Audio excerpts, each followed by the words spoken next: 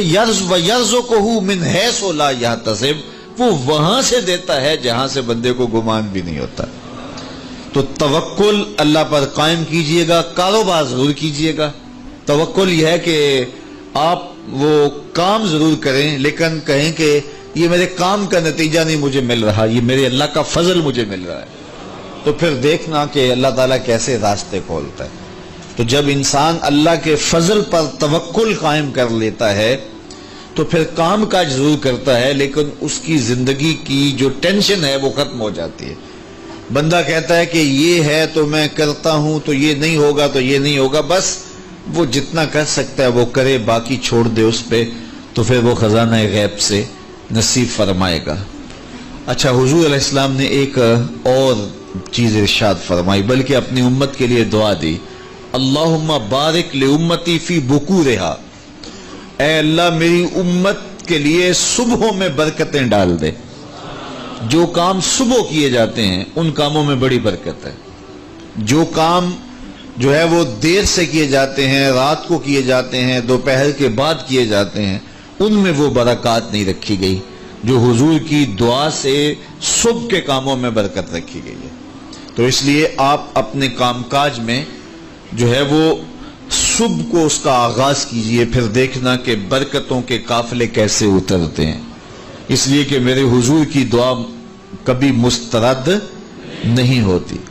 اجابت کا صحرا، عنایت کا جوڑا، دلہن بن کے نکلی دعائے محمد صلی اللہ علیہ وسلم۔ اللہم بارک لامتی فی بکورہا، اے اللہ میری امت کی صبحوں میں برکتیں ڈال دے۔ تو جو کام صبح کے وقت کیے جاتے ہیں اس میں برکت رکھی گئی ہے۔ اگر آپ چاہتے ہیں کہ ہم آسودگی حاصل کریں تو پھر اپنے کاموں کا آغاز صبح سے کیجئے۔ اللہ اکبر، اس کی برکات آپ کو نصیب ہوگی۔ اور ایک اور بات ارشاد فرمایا کہ جو چاہتا ہے کہ اس کی عمر میں برکت ہو اور اس کے رزق میں برکت ہو، دو چیزیں جو چاہتا ہے، جو یہ چاہے کہ اس کے رزق میں اور اس کی عمر میں برکت ہو، اور یہ ہر بندہ چاہتا ہے، تو میرے حضور نے فرمایا کہ وہ اپنے رشتہ داروں کے ساتھ سلوک اچھا کرے، صلہ رحمی کرے۔ بعض اوقات ہوتا ہے کہ وہ رشتہ داروں کا رویہ اچھا نہیں ہوتا۔ میں آپ کو بتاؤں کہ سب سے بہتر صدقہ کون سا ہے؟ سب سے بہتر صدقہ وہ ہے جو ناراض مفلس رشتہ دار کو دیا جائے، سب سے افضل صدقہ، چونکہ اس میں نفس شامل نہیں ہوگا۔ بندہ کہے گا آپ شریکوں کو دیں، یہ پہلے ہمارے مخالف اور کھڑے ہو جائیں گے، لیکن وہ کسی وجہ سے وہ ہو مجبور گئے، مفلس ہو گئے۔ تو جو مفلس مجبور ناراض رشتہ داروں کو صدقہ دیا جائے، اس میں نفس درمیان میں کھڑا نہیں ہوتا، تو وہ صدقہ اللہ کو بڑا محبوب ہے اور وہ سیدھا سیدھا قبول ہوتا ہے۔ تو جو یہ چاہے کہ میری عمر زیادہ ہو اور میرے رزق میں برکتیں ہوں، تو میرے حضور نے ارشاد فرمایا کہ وہ کیا کرے، وہ اپنے رشتہ داروں کے ساتھ اچھا سلوک کرے۔ صلہ رحمی کی تلقین کی گئی، اس سے آسودگی بھی نصیب ہوتی ہے اور یہ ایک اچھے معاشرے کی تشکیل کی ضمانت بھی ہے، اور اس سے رزق اور عمر میں برکتیں بھی نصیب ہوتی ہیں۔ اچھے اور صالح رزق کے لیے میں نے کل بھی ایک روایت آپ کے سامنے پیش کی تھی، وہ بھی علماء نے لکھی کہ دو بھائی تھے، ایک کام کاج کرتا تھا، دوسرا حضور کے پاس بیٹھا رہتا تھا۔ تو اس نے آ کے شکایت کی کہ حضور یہ میرا بھائی ہے، یہ میرے ساتھ کوئی مدد نہیں کرتا، یہ آپ کے پاس ہی بیٹھا رہتا ہے۔ تو حضور نے فرمایا کہ شاید اللہ اس کے صدقے سے تجھے رزق دیتا ہو۔ تو جو دین کے لیے بھائی لگ جائیں، رشتہ داروں میں، اعزاء و اقربا میں، یا ویسے ہی طلباء کے لیے آپ اگر شامل ہو جائیں تو پھر وہ آپ کے کاروبار میں، رزق میں برکت کا سبب و ذریعہ ہو جائے گا۔ ایک اور چیز حضور نے فرمائی، حل تنصرون و ترزقون الا بضعفائکم، فرمایا تمہیں جو رزق دیا جاتا ہے اور بعض امور میں تمہاری مدد کی جاتی ہے اور مشکل حالات ہوتے ہیں، حالات ٹال دیے جاتے ہیں، میرے حضور نے فرمایا تمہیں پتہ ہے وہ ایسا کیوں ہوتا ہے؟ حل تنصرونا و ترزقونا، تمہیں جو رزق بھی دیا جاتا ہے. بعض اوقات ایسا ہوتا ہے ایک بندہ بڑی محنت کرتا ہے، نتائج نہیں ملتے. ایک بندے کی تھوڑی محنت ہوتی ہے لیکن دروازے کھلتے چلے جاتے ہیں. مشکل میں پھنس جاتا ہے، کوئی ایسا سبب لگ جاتا ہے کہ راستے کھل جاتے ہیں. تو بندہ کہتا ہے کہ پتہ نہیں یہ کیا ہوا. تو حضور نے فرمایا کیا جانتے ہو حل تنصرونا و ترزقونا، تمہاری یہ جو مدد ہوئی اور تمہیں جو رزق کی کشادگی عطا کر دی گئی یہ کیوں ہوئی ہے پتہ ہے؟ الا بدعفائکم، کہا تم معاشرے کے جن کمزور لوگوں کی مدد کی ہے یہ ان کی دعاؤں کا نتیجہ ہے. اپاہج، کمزور، لاچار، اراملہ، یتامہ، مساکین. یار جب کوئی شخص کسی یتیم کی مدد کرتا ہے اور ان کے گھر میں چولہا جلتا ہے تو عرش کا رب کتنا راضی ہوتا ہے. جب کوئی دکھیے کے کام آتا ہے اور اس کی اعانت کرتا ہے تو پھر وہ راضی ہو جاتے ہیں.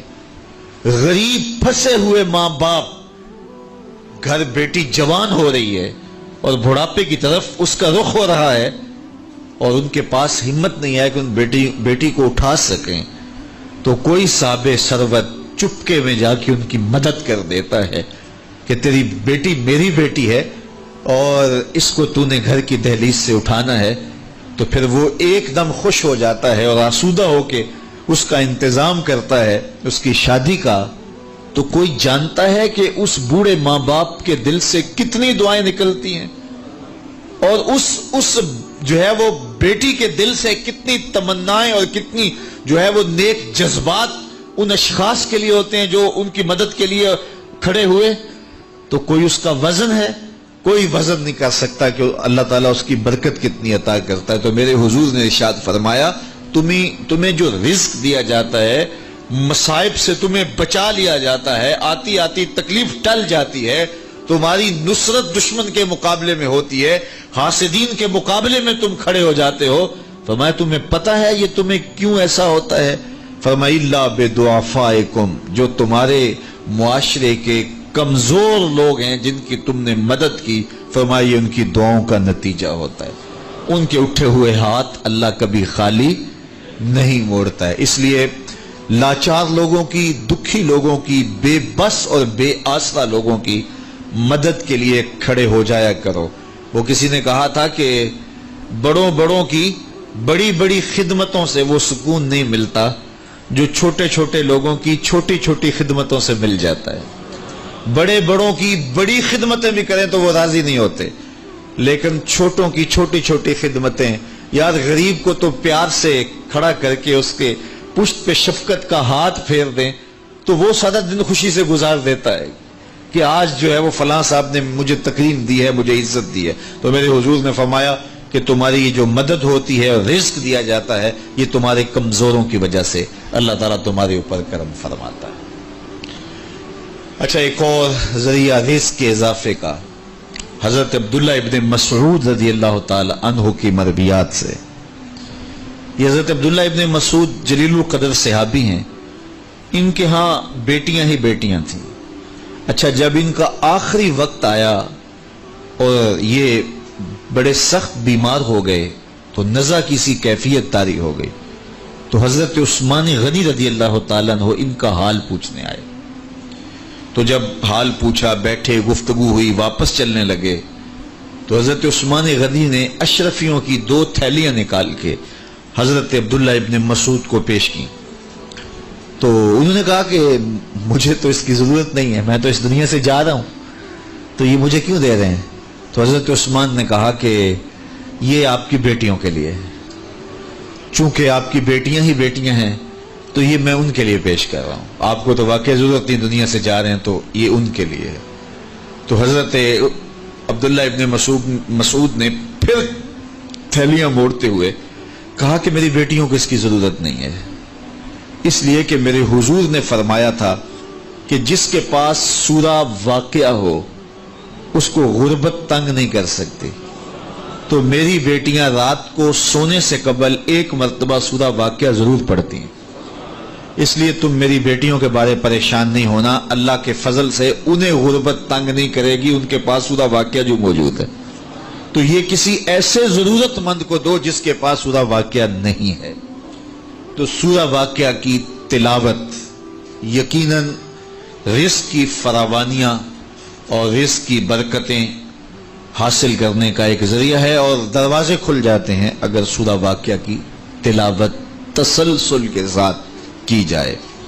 اس لیے اپنے معمولات میں سورہ واقعہ کو شامل کر لیجئے گا، اس کی برکات سے انشاءاللہ رزق کی فراوانیاں نصیب ہوتی ہیں۔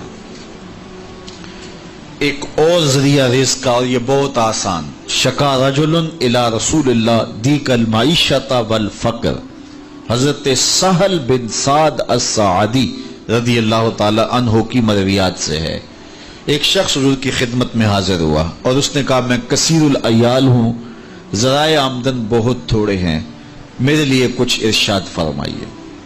بچے زیادہ ہیں، ذرائع آمدنی تھوڑے ہیں، تو میں مفلوق الحال ہوں۔ تو اس نے اپنے فقر کا، اپنی غربت کا حضور کے سامنے قضیہ رکھا۔ شکا رجل الی رسول اللہ دیک المعیشۃ والفقر۔ آقا کریم نے اس کو جو وظیفہ بتایا وہ بالکل آسان ہے، آپ سب کو پہلے یاد ہے، لیکن اس پہ عمل کرنے شروع۔ قال اذا دخلت الدار فسلم علی، کہا جب گھر جائے تو گھر میں داخل ہونے لگے تو گھر والوں کو السلام علیکم کہہ دیا کرو۔ یہ وظیفہ شروع کر لو کہ جب بھی گھر جاؤ السلام علیکم۔ اس کے بعد ایک مرتبہ سورہ اخلاص پڑھ دیا کرو، قل هو اللہ احد۔